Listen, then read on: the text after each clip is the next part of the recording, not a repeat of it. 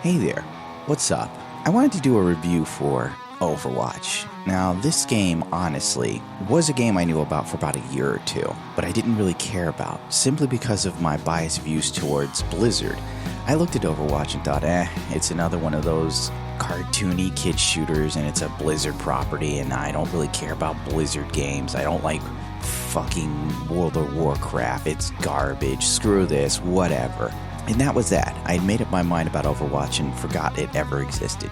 Well, it wasn't until the final beta when Zill gave me a key for it and told me, give it a shot. I figured why not.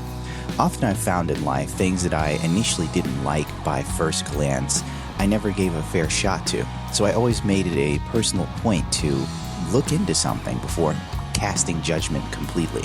Because often our aspersions can blind us to something that we could possibly like or enjoy. So, after playing Overwatch since the third beta, it became very, very clear to me that it was a good game.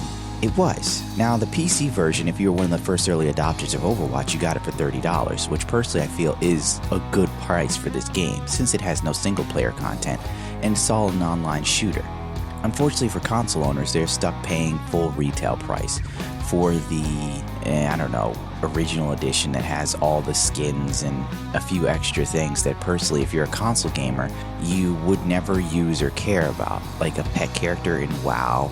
And I'm pretty sure someone's on a PlayStation 4, they're not playing WoW or give a shit about owning Winston as a pet, including some Dota skins, I believe, or was it I can't remember which game the characters were for, but so on and so forth, so be it. Now back to the review. As a PC gamer, the price, since I was a late adopter, for me was $39. Not too bad. With tax and all, it came to more. But I figured for what I was getting, I felt it was worth it. Overwatch brought back my love for the first-person shooter. After a long time of playing military shooters and the same old generic heroic white guy who can do the impossible and somehow saves the country in warfare, the same old futuristic shooter with robots and we're all running, I was burnt out. The only shooter I liked that was a military shooter was Arma 3, simply for the realism and the fact that death could come at any point. With Overwatch, I found a sort of enjoyment or a love I had lost for first-person shooters. Not since Modern Warfare 2 was I that interested in getting up and playing a shooter. And Modern Warfare 2 came out like almost 10 years ago. This game just goes right back to the basics of simple fun. That's all it is.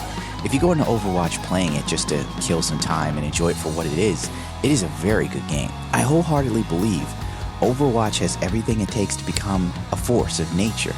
Like one of those long-term staple games. It could become a legend. Everything here has a strong possibility to be great, but it's a double-edged sword. In the sense of Overwatch could easily become a very toxic game that one day will be forgotten. So there is no in between. It'll either fly or it'll die. And that is all going to be determined by the community. Currently, Overwatch has a 20 tick rate on the client side. So it couldn't be taken seriously as a competitive shooter, as an esport, in my opinion. The 20 tick rate roughly translates to 40 milliseconds of delay between you, your input, and the game. Now, 40 milliseconds may not sound like a lot. In first-person shooters and motorcycle racing, car racing, every second counts, every millisecond. Hundreds of a second is the difference between you and victory in a motorcycle race or a car race. And milliseconds in a first-person shooter is the difference between victory and defeat. I definitely feel the latency when playing characters like Tracer, where everything relies on speed.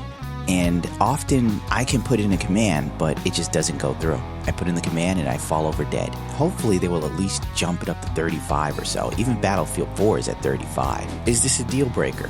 No, it's not. If you're only playing Overwatch for the simple fact of having fun with it.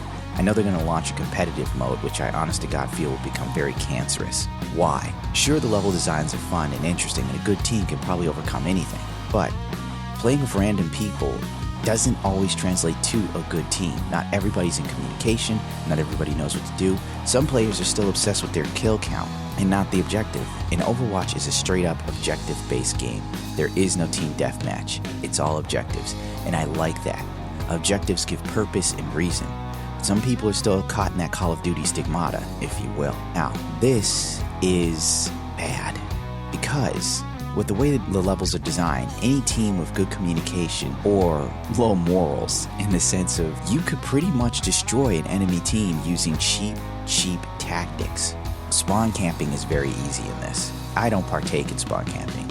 I feel it's beneath me as a player. Another thing that can come with this is the fact that people can exploit the fact that there are some areas that an attacking team just can't get to. So it's the perfect place to set up a turret. It's a perfect place for Bastion to just post up and then mow people down repeatedly. There are also the teams that decide to use Bastion in a very anti-fun manner, in the sense of someone will pick Bastion, someone else will pick Reinhardt, and then the last person will pick Mercy. She'll damage boost and heal Bastion and Reinhardt, while Reinhardt blocks all incoming damage to Bastion. And they just exploit the fact that if it's in a cramped area, you can't get past that shield to destroy Bastion. And it doesn't take Bastion much to destroy you. That turret melts you in seconds. So really, there's a lot of potential here to become a very toxic community, abusing the way the game is designed for easy wins, simply because I don't think the developer thought through the fact that most people aren't going to actually play this in a fair manner. They're going to find a way to exploit the game's weak points and use them to their advantage to constantly always win in the cheapest ways. On top of that, there are aimbots for this game. Aimbots always happen, and at least Blizzard's taken a stance against aimbots in a way that other companies don't. You get permanently banned from Overwatch if you are caught cheating, which is good because your copy of Overwatch is bound to your account. So if you're permanently banned from Overwatch, you literally have to make a new account and buy Overwatch again to play again. I don't think anyone's really going to go through that. They'll probably get caught cheating, banned once, and they go, the game was stupid anyway. And then we'll probably have a community that won't suffer from that. But still, we're always going to have these issues where certain characters are easily exploited on levels that weren't designed and thought that will people be able to abuse the system. Also, character balancing is something I think Blizzard needs to work on with this game. Mei, for instance, is shockingly overpowered. A lot of people say Mei isn't, but she is. Even though her abilities have been nerfed slightly, she's still over the top strong. Her character can stop an ult by freezing the opponent, almost instantaneously. She can avoid any ult by going into her icicle. While in her icicle, she can remove damage. The icicle can also save her from an ult that's already been initiated. The ice wall can reverse someone's ult against them immediately. Mei is like the only character that's so rounded she can counter any other character. I don't know if Blizzard knows this, paid attention to it, or realizes just how strong a character she is. Single-handedly, she's the strongest in the game. For a man who believes in sportsmanship, I tend to avoid using Mei, simply because using easy tactics never appealed to me as a gamer or a man in life. Anything that was easy wasn't worth it to me, unless I was naturally talented. Anything you didn't have to work for or fight or learn to master was never worth it. But most people don't carry my same level of masochism, if you will. Most people like instant gratification, easy wins, and wrecking the enemy team. The other problem that Overwatch may face, as I said again with the community, is its toxicity. A lot of people tend to be very rude, and that's what comes with online gaming. Many a times, I find that when people aren't winning, often they'll just quit in the middle of the match. If they don't like the team they're playing with, they quit in the middle of the match. Or they sit and complain and write very nasty messages to each other. Now, this happens few and far between on PC, which I'm talking about.